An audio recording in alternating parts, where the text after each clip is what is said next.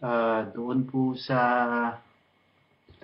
mga gustong malaman tungkol po dun sa sinasabi nilang battery ng Samsung na may microchip daw, bago nyo po sirain yung inyong battery ng inyong Samsung, para maiwasan sinasabi nilang makakapag-transfer ng data through internet direkta sa pamamagitan lang ng battery na mayroon daw microchip dito.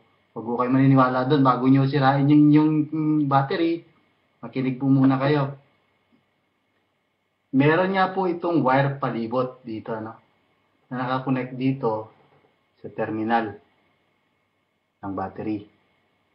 Okay.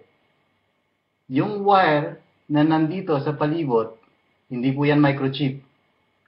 Yan po ay antena. Antena ng ano naman? Antena ng NFC. Ibig sabihin ng NFC, Near Field Communication. Yung Samsung, meron ho itong feature na NFC or Near Field Communication. Ang antena po ay pwede lang ilagay sa battery. Bakit? Kasi there's no enough space doon sa casing para mapaikot yung wire na yon, yung antena na yon. Kung mapapansin nyo, most credit cards o ATM card o swipe cards, meron po yung antena. Nakapalibot, coil po yun, coil. Yun po ay antena. Para mag-trigger ng ini-switch na nakadesign doon sa sa device.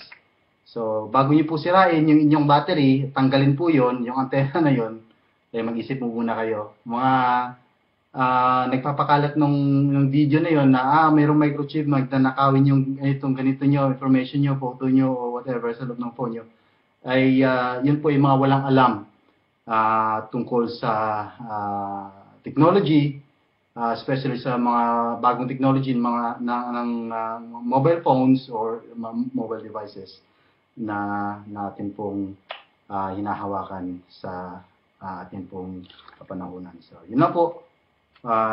Para maiwasan niyo pong sirain yung battery, ay huwag po basta-basta kayo maniniwala sa mga taong gumagawa ng video na wala naman po alam pagdating po sa kung ano ang meron talaga dyan, kung bakit nailagay yan dyan.